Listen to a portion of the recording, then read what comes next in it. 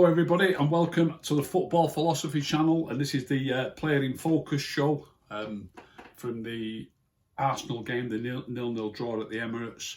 I did the ratings show yesterday. Marcus Rashford was given a 4 by the Manchester Evening News, and I agreed with a 4 in the Manchester Evening News. As I've said quite often on these shows, just by what it's an impossible task giving people marks from and getting anywhere near correct, I think, when you've just watched the game live and then people give their marks that evening. I think it's an impossible task, and that's why I always say I won't agree to giving marks out of 10 on the day of the game. But then when you watch the game a second time, it's still a little bit difficult to study it's difficult to study every player. So I watch it for a third time when I'm doing rating the ratings. So, sorry, when I'm doing Player in Focus. So when I did rating the ratings, I agreed with a 4 out of 10 for Marcus, which on my latest marking system is poor. 3 is very poor. So if I'd studied Marcus's game directly like I have done, to do this show, the Player in Focus show, I would have actually given him a 3. See if you agree with me by the time I read through it, and obviously you need to look at the clips to see if you agree with everything. But I've got 20 clips to put up, ranging from really poor, some shocking stuff, and some stuff that's unlucky, and I'm going to mention that. Maybe it's a bit unlucky, but there's just too many things that are a bit unlucky. When you've got a top player playing for you, or a supposed top player, some of the touches that get played into your feet, you expect him to get them under control, and maybe you can let the odd one go by, but it just can't happen so often as far as I'm concerned. And I've actually split it into 2 parts. Because there's 20 clips, I'm going to do 2 sets of clips on Rick the Red UK on Twitter. I'm going to do the first 10, and sort of the first 10 are going to be the ones where I'm not having it that it's sort of bad luck involved, it's just poor play. And then the second set of 10 are all going to be ones where, in a couple of things, by the way, I've put a couple of things on here where I think he's a little bit lucky, not just unlucky. So I'm going to put those on as well. So the second set of 10 is like, you could argue, but there's just too many for it all to be bad luck. There just is, it's just too much. But so that's the second set of 10. Before I carry on, obviously a lot of people always say I've got an agenda. You're always going on about this player, that player. Look, everybody's, like I've just said, the Evening News has given Marcus 4 out of 10 for this game. There's quite a few people saying that he's played badly and that he has been playing poorly generally. So I'm not on my own at the moment. And I'm choosing him for this one simply because he did get the lowest mark, and let's have a look at if that was true. And when I've looked at it, it is at least true, and possibly worse. There's a lot on social media about the chance that he possibly had, the ball that came across the box, and there's a photograph knocking about that shows like he's got a completely empty net from about 8 or 9 yards out, and he should. Maybe if he was left-footed, he might have took it first time, but he took the touch. That's in the unlucky section, by the way. That's far from being the worst thing that he did on the day. And I'm going to cut him a little bit of slack on that. The grief that he's getting over that, I think he's over the top. I'm going to include it, of course I am, but it's not as bad, that one, as a lot of people are making out. It is. It's one of those where if he takes it first time with his left foot and bags it, the commentator's going to say, what a fantastic finish. The co-commentator's going to say, that's not an easy finish. What a quality finish that is. It is not an easy chance with your wrong foot and the ball just coming past the defenders at the last second and you seeing it and it's bouncing up. It does get his foot to it comfortably enough to control it though. So if you get your foot to it comfortably enough to control it, surely you could really try and kick it, basically, instead of if you'd have just been sharp enough to kick it towards the goal. I know it sounds a bit basic, but that's all he had to do really, was try and kick it towards the goal rather than controlling it. So you just never know it. Well, it might well have gone in if he'd have managed to kick it towards a goal, but it wasn't that as easy as people are making it out. A lot of these, as I say, individually, the second set especially, are just going to be unlucky, but there's just so many of them, and it's pretty poor form, I think. So the first clip, I'm going to do them like I did the Bruno one from the last game. I'm going to do sort of Group A, and then there'll be 10 clips on Group A, Thread A, and then there'll be Thread B with another 10 clips. So clip number 1 on the first thread, you'll just see him running in field from the right wing towards the corner of the penalty area into a group of 2 or maybe 3 Arsenal defenders, and just loses the ball really easily. And what I don't understand about Marcus is I don't like my wingers forever running in field. I like wingers to be able to go both ways and get the ball across. But what I don't understand about Marcus is when he plays on the left, he cuts in field to try and shoot with his right. And we'll see this in this game, by the way. But when he plays on the right, he also tries to cut in field to shoot with his right. He doesn't try and get it on his left to shoot. But you expect a right-footed player on the right to try and get round the outside. And we'll see this as well. Try and get round the outside to get the crossover. So, you know, that first clip just shows you him running in field and losing the ball far too easily.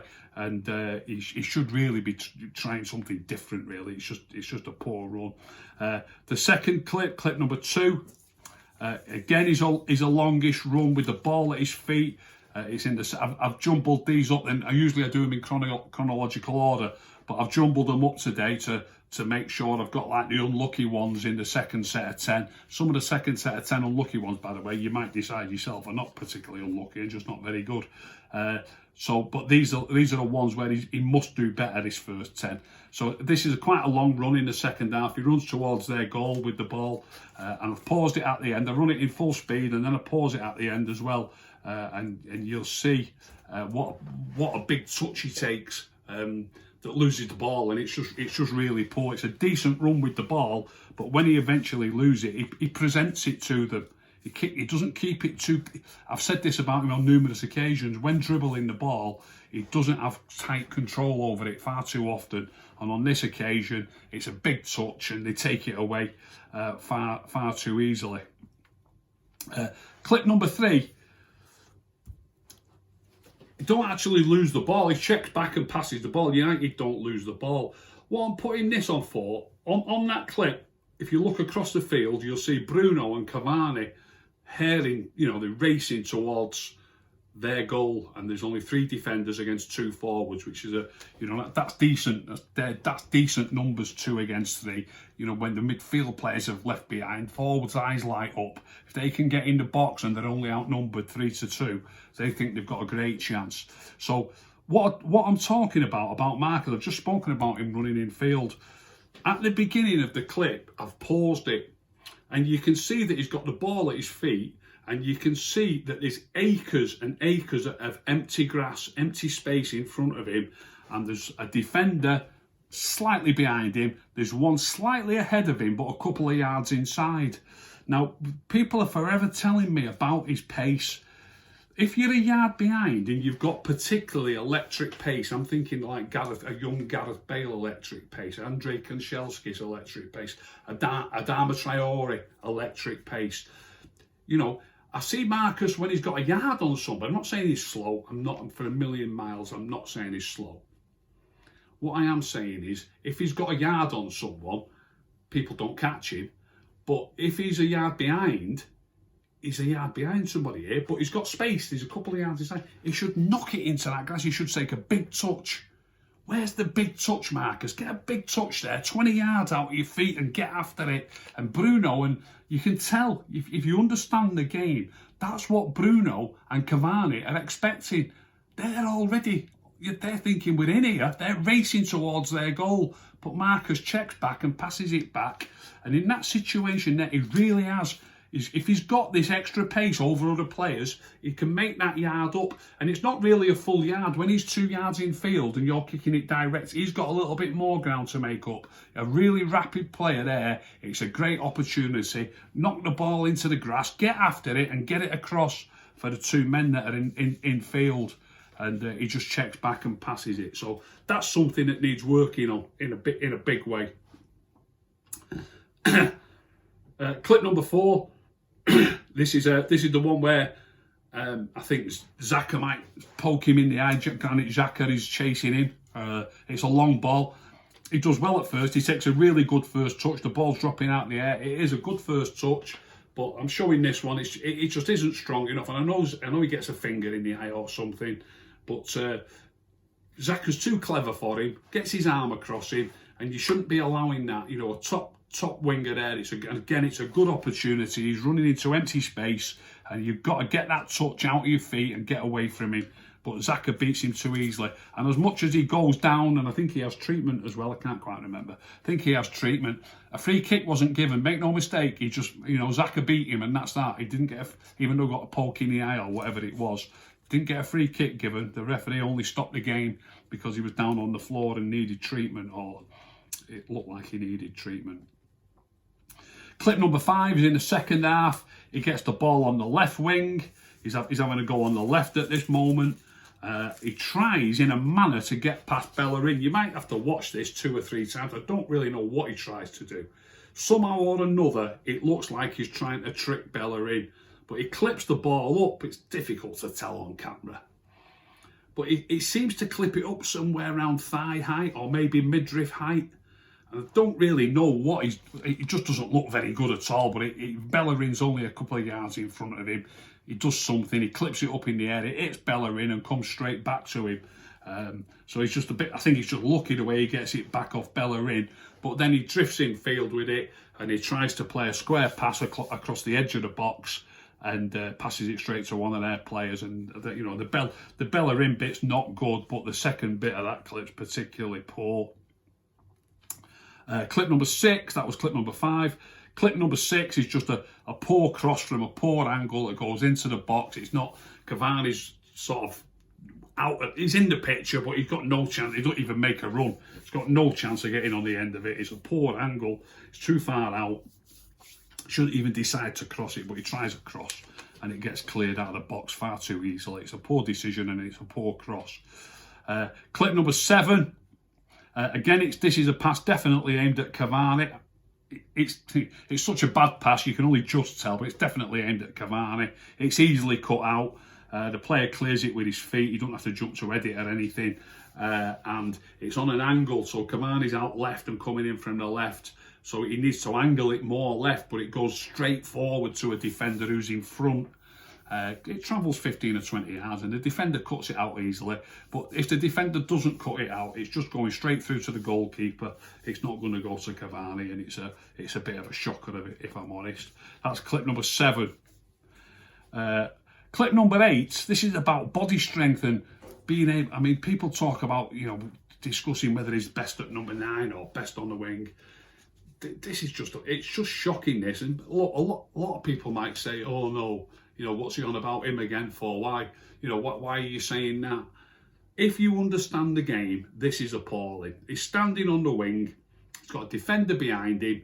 The ball's coming through the air. He doesn't have to jump to win it. He can take it down with his body.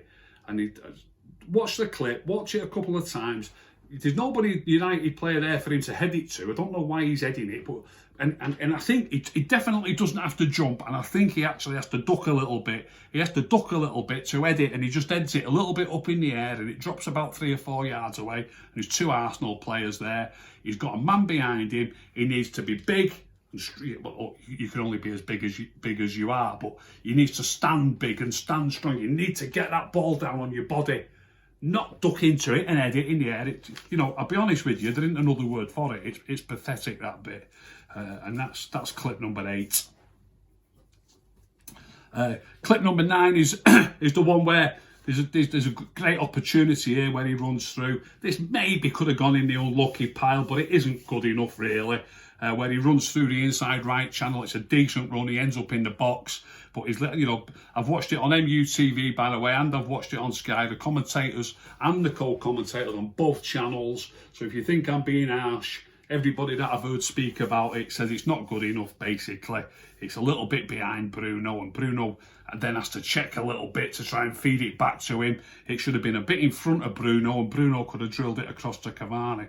And I've heard the commentator on one channel saying saying that he should have drilled it across to Cavani himself, but it was a bit crowded. It's a simple ball to put it in front of Cavani, and then in front of Bruno, and then Bruno could strike it across. But his pass to him's a bit limp. It's too slow. It's behind him. He does it too late. It's just all wrong, and it just doesn't look like a good footballer. Really, it's as simple as that. Clip number 10 is his last action of the game, where he shoots and he hits the side netting. Not a good decision from that angle. He's right near the corner of the box. Poor decision. When you take a poor decision, you've got to achieve something better with it. You know, if he takes that poor decision and forces the keeper into a save, there's still Cavani in the box. Cavani might still say, why don't you play it over here? Forces the keeper, but it misses the post by a yard or 4 foot. It doesn't go anywhere near going in. So if you're going to shoot from a stupid position, you've got to make a bit of a fist of it. So that was a poor. On that first, I've started that. It was his very last action, that shot. And I've actually started that clip with it frozen, and you can see Greenwood actually ready to come on at the bottom of the screen. So I think he might know that his card's marked. I'm cutting him a bit of slack here. He might think I'm off here in a sec, so I'm going to have a dig here just in case I can, retrieve my performance, if you like. So maybe that was in his mind, but it wasn't a good effort, really. All those clips are going to be on thread A, on Rick the Red UK on Twitter. And then these next 10, quite a few of these, virtually all of them probably, you'll be able to say, a couple of them are lucky, by the way, but virtually all of them are unlucky. Excuse me. And individually, fine. You know, don't look, if you're having a decent game, there's a lot of poor stuff there, a lot of poor stuff.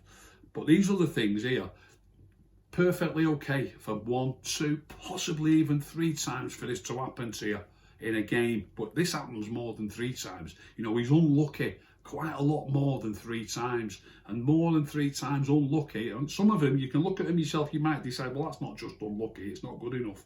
But, 10 things there that are pretty poor. And now sort of the unlucky bunch, if you like. The first one, clip number 1 on thread B, he plays a good ball down the line and he gets after it. I think he plays, I can't remember, but I think he plays it to Wan-Bissaka, who gives it in field to Cavani, and he starts racing down the line. Cavani tries to lay it back into his path, and he sort of hits his left leg and goes loosely to the Arsenal player who's a couple of yards in field, and he loses the ball. Or let's say we lose the ball. Look, it's not it isn't a dead easy thing to take. You're running at full pace, the ball's laid into your path. It's not a dead easy thing to take, but we want players who can get that under control and can knock it in front of themselves and react better to it. Like I say, I will cut him a bit of slack. As a one-off, I'd say, if he's having a good game, a lot of people will say, you won't say that about Marshall. I wouldn't, but Marshall's not going to do 10 silly things like that in a game. He might do 2, he won't do 10.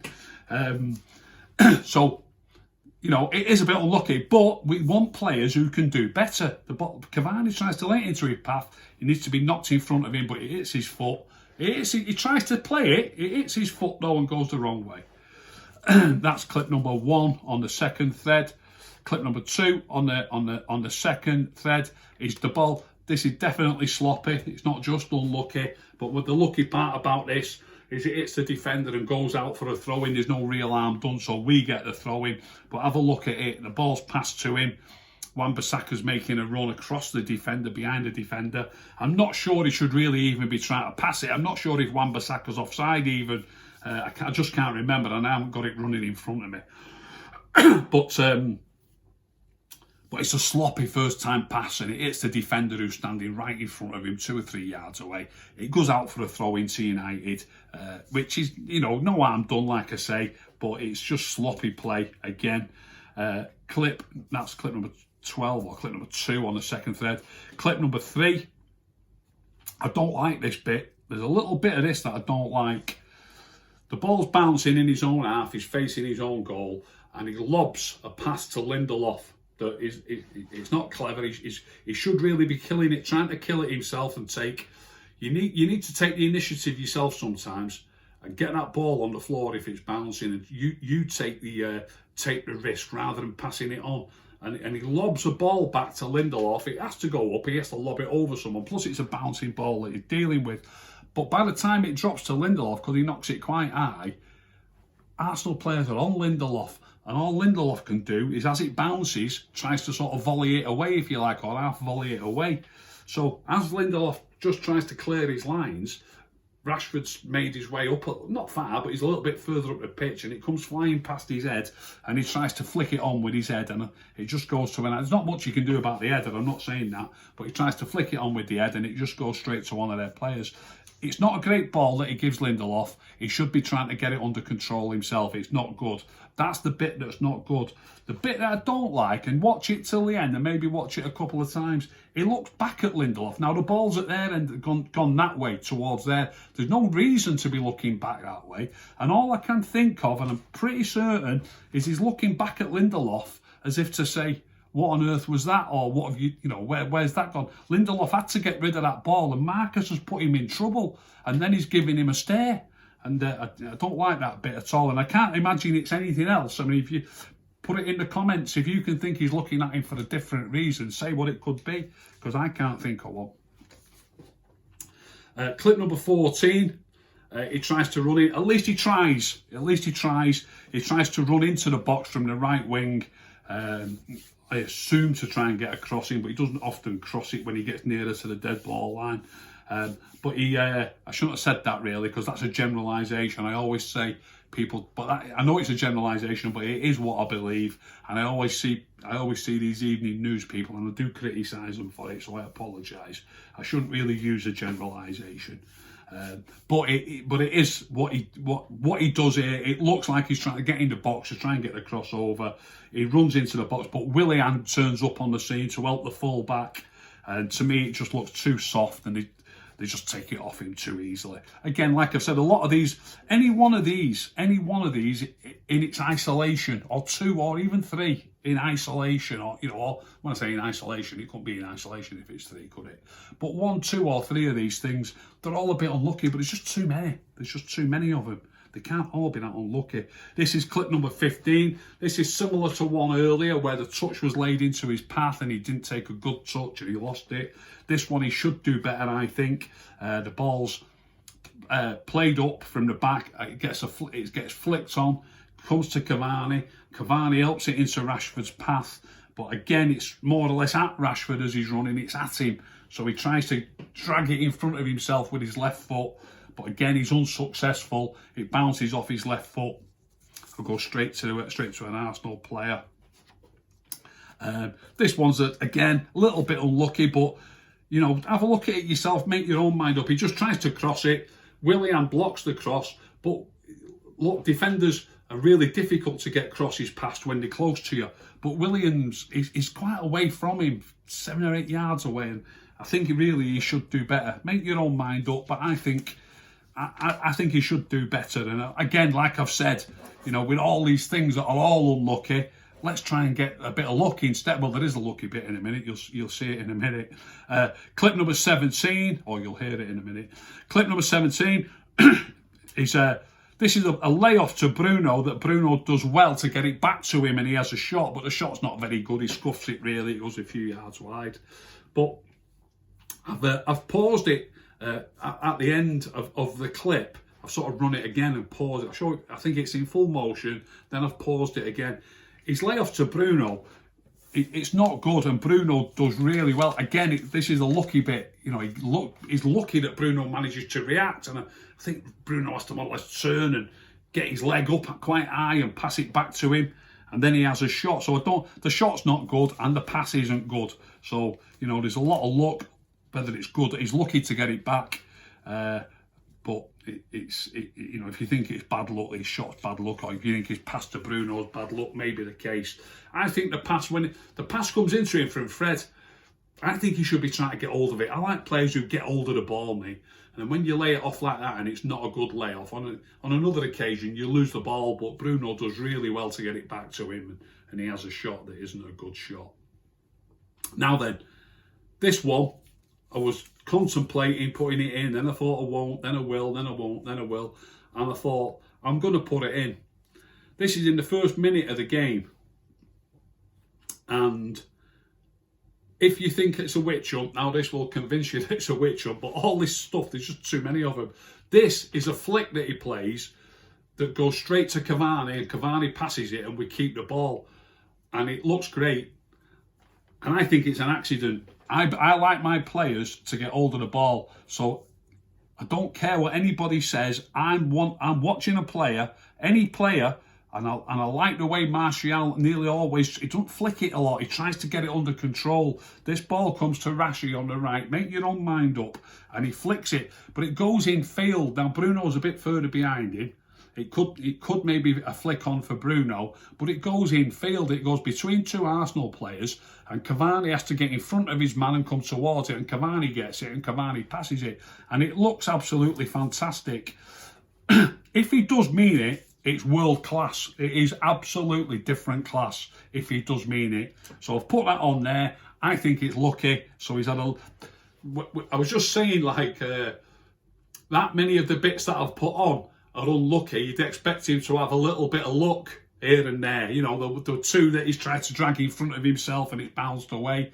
The one that he gives to Bruno and came back to him was a bit lucky. And this one, so I think he has had a little bit of luck on that one. So it's evening itself out a little bit. You might think he's done it deliberately. I don't think he knows Cavani's there. I think he's just flicking it on and hoping for the best rather than getting it under control, what I'd like to see my players do. And clip number 19, again, definitely unlucky this one. But he does get back in defence. He gets the ball in his own half and Martial starts to move away from him. Again, have a look at it yourself. I'm sure most of you will probably say you shouldn't have really put that in. It's just unlucky. And maybe it is just unlucky, but there's too many things are unlucky. Martial starts to make a run and it's only a short pass and the pass is slightly behind him. Maybe Martial shouldn't be running. There's all different things to think about. But even if it is unlucky, if it's purely unlucky, it's about 7 or 8 times he's been purely unlucky, and I'd like him to be more lucky than unlucky. So the pass gets cut, but it's behind Martial. It don't get cut out so much, but goes to one of their players. And then the final clip, I'm going to defend him on it more than anything. And the final clip is the one that everybody's talking about, and I've got 19 clips there, of which at least 10 are poor and 4 or 5 more are probably poor but a little bit unlucky, and then 2 or 3 that are definitely unlucky. But this, it's the chance where he could have scored. The net was empty. The photograph, I said at the start, it doesn't do it justice. As soon as he takes that touch, he should try and take it first time. No matter what happens, he should try and take it first time. It's on his wrong foot. He's bouncing up high. It's not an easy finish. In fact, if he scored it, it would be an absolutely fantastic finish. Make no mistake about it. It would be a fantastic finish if he scored that. As it goes through a couple of defenders, he does only sees it at the last split second. Maybe he even does well to get it under control. But he does get it under control. So maybe if he could react enough to get it under control, could he have reacted enough just to try and deflect it towards the net? But I will say, if he'd have scored it, it would have been an absolutely brilliant finish. One more thing that I would say is, if that was a natural left footer, now we do want our players to be world-class players, and we do want them to be true-footed, and we want them to be we want it not to really affect them if it comes to the wrong foot when they've got a great chance. Because I will say that you would expect a left-footed player there. If that was, say, Robin van Persie who that came to, you would like to think that he would have tried to react and stab it straight in with his left foot. But like I say, no matter who it was, if we had a striker who would have scored that goal with a first-time touch, it would have been a brilliant finish, make no mistake about it. But I've put it in there. It's the one that everyone's talking about, and I've put 20 clips up, and it's far, far and away not the worst bit. Sometimes, and I'm not just talking about Marcus here, sometimes when I see when I watch a game, I sometimes see a player play and then think, surely he's not going to pick him in the next game, and as often as not, he does. Whether he'd want to try and boost Marcus's confidence, I don't know what argument you could make, to be fair. But after a performance like that, everyone knows that I'm not a massive fan of Marcus. I don't think he's as good as people make him out to be. I've said that for a long time. It doesn't alter the fact, though, that I want the very best for Manchester United. I want Manchester United to beat Southampton tomorrow. At the same time, I'm hoping that Manchester City slip up at Burnley. It can be a tricky fixture. Can be a very tricky fixture, Burnley away. City are on a roll at the moment. Liverpool and City play each other at the weekend. I want us to be in this title hunt right till the death. I want us to be right up there. I want us to beat Southampton. And these views are my own views. I'm not swayed. I'm not swayed by public opinion. I make my own opinion from what I see on the football pitch. And I've got to be honest, you know, whoever that player was who played like that against Arsenal, if you want to give yourselves your best chance of beating Southampton, I would suggest that that player should not be in the starting lineup against Southampton. But let's see what Ollie does. He has got options. These lads champing at the bit for the game. So let's see what happens. If you've enjoyed that show, oh, by the way, sorry, just before I say that, we will be live. It's a 8:15 kick-off. So we'll be live at about 7 o'clock tomorrow night. That's when I'll be back. About 7 o'clock tomorrow night, discussing the lineup just before it comes out, and then obviously after it comes out. So that's that. If you've enjoyed it, please tell all your friends. Please subscribe. If you didn't enjoy it, don't tell anybody. Keep stum.